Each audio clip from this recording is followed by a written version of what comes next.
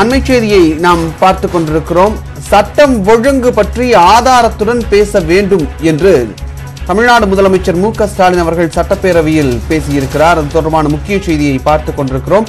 எதிர்க்கட்சித் தலைவர் சட்டம் ஒழுங்கு பற்றி ஆதாரத்துடன் பேச வேண்டும் என்று அவர் தெரிவித்திருக்கிறார். சட்டப்பேரவையில் எடப்பாடி பழனிசாமி அவர்கள் சட்டம் ஒழுங்கு குறித்து கருத்தை முன்வைத்ததற்கு அவர் இந்த விஷயத்தை தெரிவித்திருக்கிறார்.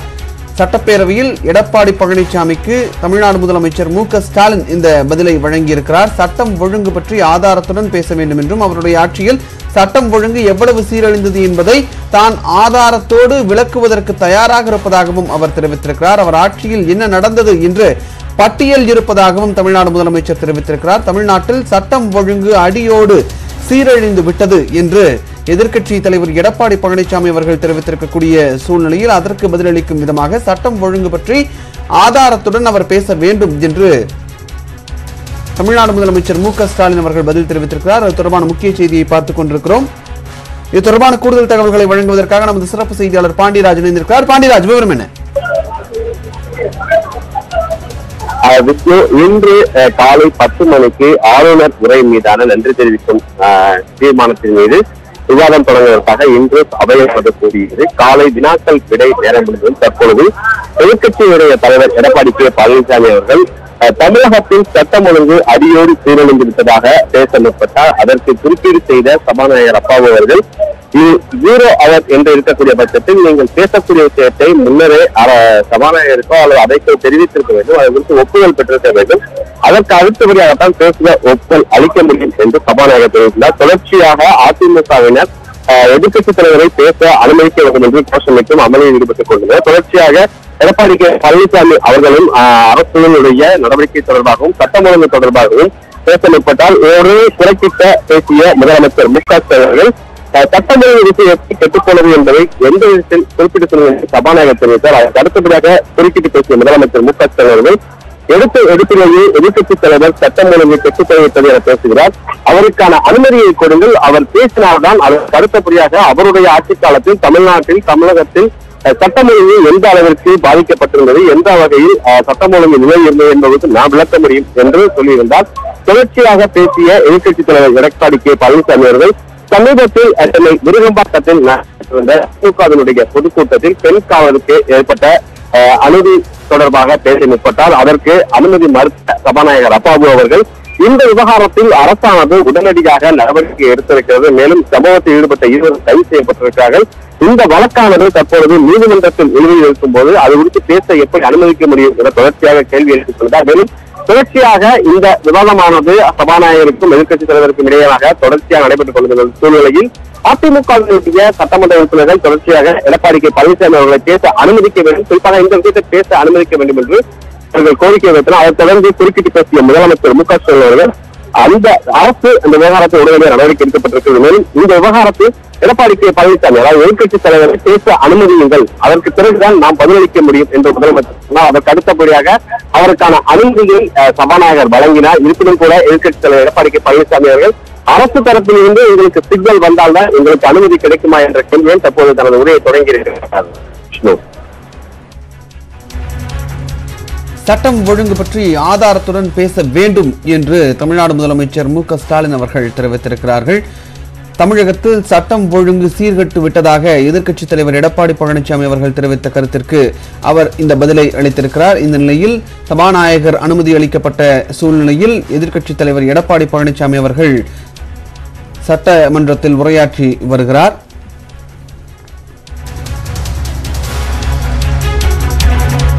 பாண்டியராஜ், எதிர்க்கட்சித் தலைவர் எடப்பாடி பழனிசாமி அவர்கள் இப்போ சில கருத்துக்களை முன்வைத்திருப்பதாக சொல்றீங்க. அவர் இப்போ அனுமதி வழங்கப்பட்ட பிறகு என்னென்ன கருத்துக்களை முன்வைத்திருக்கிறார்? நிச்சயமாக தொடர்ச்சியாக சட்டம் ஒழுங்கானது தமிழகத்தில் அடியோடு சீரழித்து விட்டதாக தன்னுடைய குற்றச்சாட்டுகளை அறிக்கையிடுகிறார்.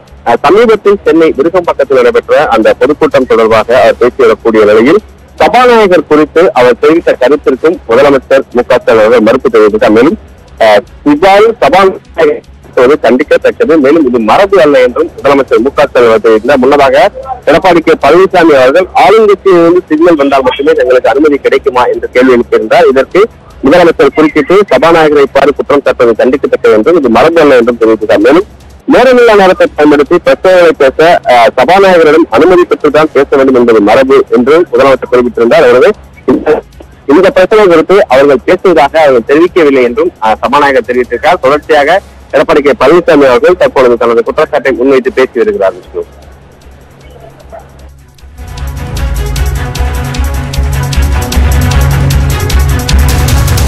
சட்டம் ஒழுங்கு பற்றி ஆதாரத்துடன் பேச வேண்டும் என்று தமிழ்நாடு முதலமைச்சர் சட்டப்பேரவையில் தெரிவித்திருக்கிறார். தமிழகத்தில் சட்டம் ஒழுங்கு சீர்கட்டுவிட்டதாக எதிர்க்கட்சித் தலைவர் எடப்பாடி பழனிசாமி அவர்கள் ஒரு குற்றச்சாட்டை முன்வைத்த நிலையில் அதற்கு பதிலளித்து பேசிய தமிழ்நாடு முதலமைச்சர் MK ஸ்டாலின் அவர்கள் சட்டம் ஒழுங்கு பற்றி ஆதாரத்துடன் பேச வேண்டும் என்று அவர் தெரிவித்திருக்கிறார். அவர்களுடைய ஆட்சி காலத்தில், அதிமுக ஆட்சி காலத்தில் என்னென்ன விஷயங்கள் நடந்தது என்பது குறித்த தரவுகள் இருப்பதாகவும் அவர் தெரிவித்திருக்கிறார். அவருடைய ஆட்சி காலத்தில் சட்டம் ஒழுங்கு எவ்வளவு சீரழிந்தது என்பதை தான் ஆதாரத்தோடு விளக்குகிறேன் என்றும் அவர் தெரிவித்திருக்கிறார். அவர் ஆட்சியில் என்ன நடந்தது என்று தன்னால் பட்டியலே தர முடியும் என்றும் பட்டியல் தற்போது இருப்பதாகவும் தமிழ்நாடு முதலமைச்சர் MK ஸ்டாலின் அவர்கள் தெரிவித்திருக்கிறார். சென்னையில் திமுக பொதுக்கூட்டத்தில் பெண் காவலருக்கு பாலியல் தொல்லை வழங்கப்பட்டது தொடர்பாக எடப்பாடி பழனிசாமி அவர்கள் கேள்வி எழுப்பியிருந்த சூழ்நிலையில் அதில் குற்றம் சாட்டப்பட்ட இருவரும் கைது செய்யப்பட்டிருக்கிறார்கள். இந்த வழக்கு நீதிமன்றத்தில் இருக்கும் பொழுது தற்போது அது குறித்து பேச அனுமதிக்க முடியாது என்பது சபாநாயகருடைய கருத்தாக இருந்திருக்கிறது. இந்த நிலையில் எதிர்க்கட்சித் தலைவர் சட்டம் ஒழுங்கு பற்றி பல்வேறு கருத்துக்களை முன்வைத்திருக்கிறார். எதிர்க்கட்சித் தலைவர் சட்டம் ஒழுங்கு தொடர்பாக அவருடைய கருத்துக்களை முன்வைக்க அனுமதிக்க வேண்டும் என்று தமிழ்நாடு முதலமைச்சரும் தெரிவித்திருந்த சூழ்நிலையில் அவ்வாறு அனுமதிக்கப்படும் பட்சத்தில் தான் அவருடைய கேள்விக்கு தங்களால் பதில் சொல்ல முடியும். அவர்களுடைய ஆட்சி காலத்தில் என்ன பிரச்சனை இருந்தது, எந்த மாதிரியான சட்டம் ஒழுங்கு இருந்தது என்பது குறித்து தன்னுடைய பதிலாக அவர் முன்வைக்க முடியும் என்று தெரிவித்திருந்தார்.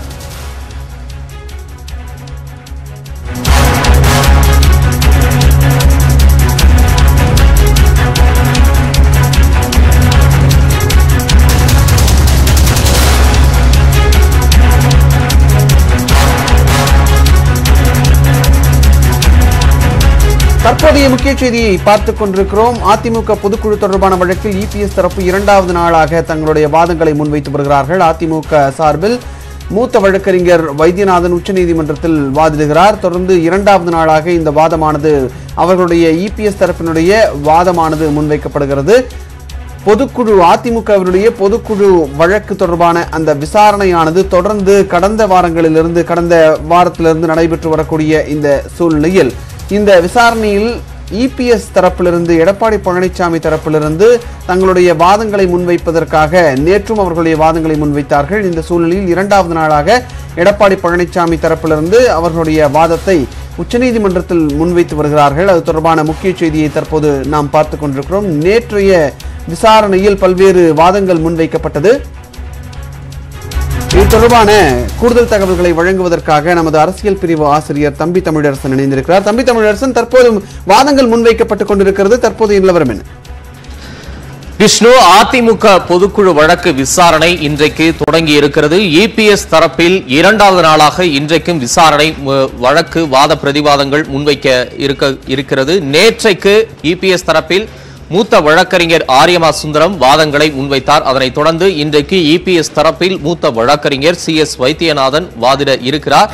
நேற்றைக்கு EPS தரப்பில் ஆஜரான போது வழக்கறிஞர் தரப்பில் பல்வேறு வாதங்கள் முன்வைக்கப்பட்டன. குறிப்பாக கட்சிக்குள் கலகம் விளைவிக்க OPS முயல்கிறார், இரட்டை தலைமையால் அதிமுக கட்சியின் செயல்பாடு முடங்கி போயிருக்கிறது, மேலும் தடுமாற்றம் ஏற்பட்டிருக்கிறது என்ற வாதத்தை மையமாக வைத்தனர். அதனைத் தொடர்ந்து பொதுச் செயலாளர் பதவியில் இருந்து ஒருங்கிணைப்பாளர் பதவி தேர்ந்தெடுக்கப்பட்ட போது தொண்டர்களிடம் செல்ல வேண்டும் என்று கோராத OPS பொதுச் செயலாளர் தேர்தலுக்கு மட்டும் தொண்டர்களிடம் செல்ல வேண்டும் என கோருவது ஏன் என்றும் அவர்கள் தொடர்ந்து வாதங்களை முன்வைத்தனர். மேலும் 1.5 கோடி தொண்டர்களிடம் எல்லா விஷயங்களுக்கும் எல்லா விவகாரங்களுக்கும் தீர்வு காண இயலாது, அவர்களிடம் கொண்டு செல்ல முடியாது அந்த விவகாரங்களை என்றும் தனது வாதங்களை முன்வைத்தனர்.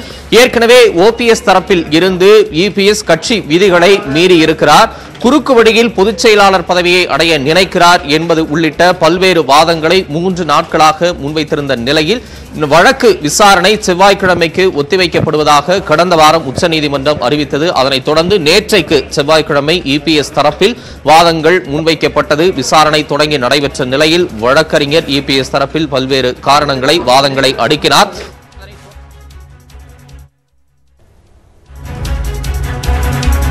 சட்டப்பேரவையில் தமிழ்நாடு முதலமைச்சர் MK ஸ்டாலின் பேசி வருகிறார். அந்த நேரலை காட்சிகளை பார்க்கலாம். அடுத்த நாள் 4/1/2023 காலையே நீதிமன்ற காவலுக்கு அனுப்பப்பட்டனர். புகார் கொடுத்த அன்றே FIR பதிவு செஞ்சு புலன் விசாரணை நடத்தி 72 மணி நேரத்தில் கைது செய்து எந்த வழக்கிலாவது அதிமுக ஆட்சியில் நடவடிக்கை எடுத்தது உண்டா என்ற அந்த கேள்வியை தான் நான் கேட்கிறேன். SP அந்தஸ்தில் உள்ள ஒரு பெண் போலீஸ் அதிகாரிகள் இருவரையே இது மாதிரியான புகார் அலைகழித்த ஆட்சி தானே அதிமுக ஆட்சி. ஆக இந்த அரசை பொறுத்த மட்டும் பெண்களுக்கு எதிராக, பெண் காவலர்களுக்கு எதிராக இது போன்ற குற்றங்களில் ஈடுபடுவோர் யாராக இருந்தாலும் கடுமையாக நடவடிக்கை எடுக்கப்படும் என்பதை நான் தெரிவித்துக் கொள்கிறேன். அவர் தொடக்கத்தில் சொன்னார், ஒட்டுமொத்தமா தினந்தோறும் நடந்துகிட்டு இருக்கு, தினந்தோறும் வழிபறி கொலை எல்லாம் நடந்துகிட்டு இருக்குன்னு. நான் அவங்க லட்சணத்தை சொல்றேன். ராமநாதபுரம் பரமக்குடி இமானுவேல் சேகர் நினைவு மரணம் யாருடைய ஆட்சியில? தேவர் ஜெயந்தி விழாவில் மதுரையில் வெடிகுண்டு வீச்சு 4 பேர் சாவு. சிவகங்கை திருப்பாச்சி உதவி ஆய்வாளர் ஆன்மீன் கதன் படுகொலை 2012 செய்யப்பட்டுச்சு. கன்னியாகுமரி உதவி ஆய்வாளர் வில்சன் துப்பாக்கி சூட்டுல கொல்லப்பட்டது. துப்பாக்கி சூடு நடந்துச்ச தூத்துக்குடி ஸ்டெர்லைட் துப்பாக்கி சூடு 13 அப்பாவிகள் மரணம் யாருடைய ஆட்சியில? உங்க ஆட்சியில தானே. கூடங்குளம் போராட்டம் நடத்திய மக்கள் மீது காவல்துறை தடியடி நடத்தியது. பொதுமக்கள் ஐஜியை தரையில் இழுத்து சென்றது. அவரை கை துப்பாக்கி காணாமல் போனது. பொள்ளாச்சி சம்பவம் ஒண்ணு போதாத உங்க ஆட்சியில. வன்னியர் சங்க மாநாட்டில் தொடர்ந்து எழுந்த சட்டம் ஒழுங்கு பிரச்சனையில 100 வாகனங்கள் எரிச்சது, 1000 வாகனங்கள் உடைச்சது உங்க ஆட்சியில தான். ஜல்லிக்கட்டு அனுமதிக்கு போராட்டம் நடத்தியவர்கள் மீது தடியடி நடத்தி பொதுமக்கள் வாகனங்கள் காவல்துறையினரே தீயிட்டு கொளுத்தியது யாருடைய ஆட்சியில? அதிமுக ஆட்சியில தான். சாத்தான்குளத்தில் லாக்அப் வன்முறை, காவல் நிலையத்தில் தந்தை மகன் அடிச்சு கொலை செய்யப்பட்ட விவகாரம், இது போன்ற சம்பவங்கள் எல்லாம் இந்த ஆட்சியில இல்ல, உங்க ஆட்சியில தான். இந்த ஆட்சியை பொறுத்த வரைக்கும் யாராக இருந்தாலும் அரசியல் பார்க்காம, கட்சி பார்க்காம உடனுக்குடன் நடவடிக்கை எடுக்கக்கூடிய ஆட்சி தான் திராவிட முன்னேற்ற கழகத்தினுடைய ஆட்சி. எனவே எதிர்க்கட்சி தலைவர் சொல்லிய அவருடைய குற்றச்சாட்டுக்கு இதுவே பதிலாக நான் சொல்லி அமைகிறேன். மாண்புமிகு உறுப்பினர்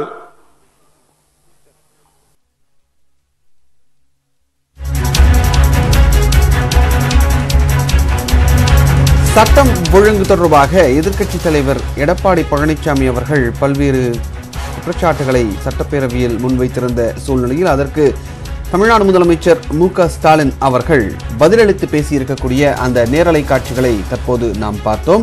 அதிமுக ஆட்சி காலத்தில் என்னென்ன சட்டம் ஒழுங்கு நடைபெற்றது என்பது குறித்த ஒரு பட்டியலை அவர் வாசித்த அந்த நேரலை காட்சிகளை தற்போது நாம் பார்த்தோம்.